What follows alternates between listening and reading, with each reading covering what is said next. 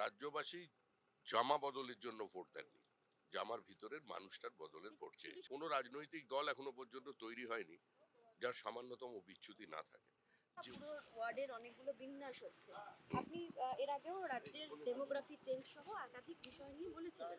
কলকাতা পুরো এলাকার এই যে ভাগ, যেখানে 144 থেকে 209টা হচ্ছে, এটাই কি কোনো আলাদা করে কোনো ডিভিডেন্ড বা কোনো কিছু পাওয়া সম্ভব হবে? কোনো রাজনৈতিক ডিভিডেন্ডের কারণে কোনো ডিলিমিটেশন হয় না। কলকাতার উপরে মানুষের চাপ বেড়েছে, মানুষ শহরমুখী হয়, এটা অত্যন্ত স্বাভাবিক বিষয়।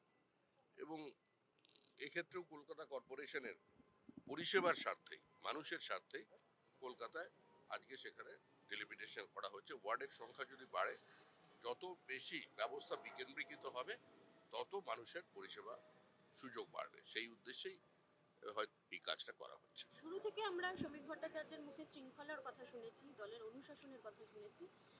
আপনারা জিরো টলারেন্স বলছেন তোলাবাজির বিষয়। শৃঙ্খলা এবং তোলাবাজি রুখতে বিজেপি রাজ্য সভাপতি আরও একবার কি কোনো বার্তা দেবে? না, নতুন করে বার্তা দেওয়ার কোনো প্রয়োজন নেই। যেখানে বিচ্যুতি দেখা যাচ্ছে সেখানে দলীয় সংগঠনের পক্ষ থেকে ব্যবস্থা নেওয়া হচ্ছে।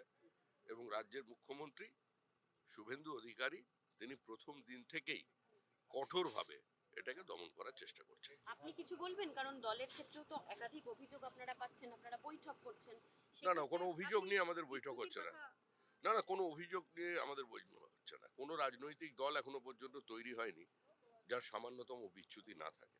যে অত্যাচার তৃণমূল কংগ্রেস 15 বছর ধরে করেছে, তার যদি প্রতিক্রিয়া হতো তাহলে অনেকেই লিঞ্চিং এ মারা যেত। সেটা হয়নি।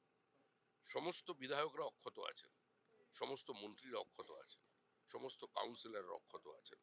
বিজেপি ওই পথে হাঁটেনি, কারণ আমরা পশ্চিমবঙ্গের যে চিরাচরিত রাজনৈতিক সংস্কৃতি, ভোট পরবর্তী হিংসার সংস্কৃতি, সেটা থেকে রাজ্যকে মুক্তি দিতে চাই এবং রাজ্যবাসী সেই উদ্দেশ্যেই ভোট দিয়েছেন।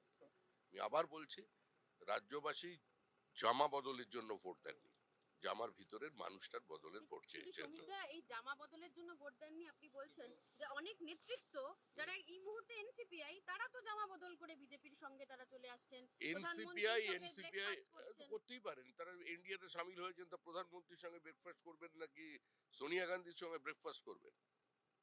এনসিপিআই একটা রাজনৈতিক দল, তারা ওখানে গেছেন এবং তাদের পারিবারিক সমস্যা, তাদের সুখ দুঃখ, তাদের হাসি কান্না, তাদের কথা ব্যথা, তারা তো এনডিএতেই শেয়ার করবে।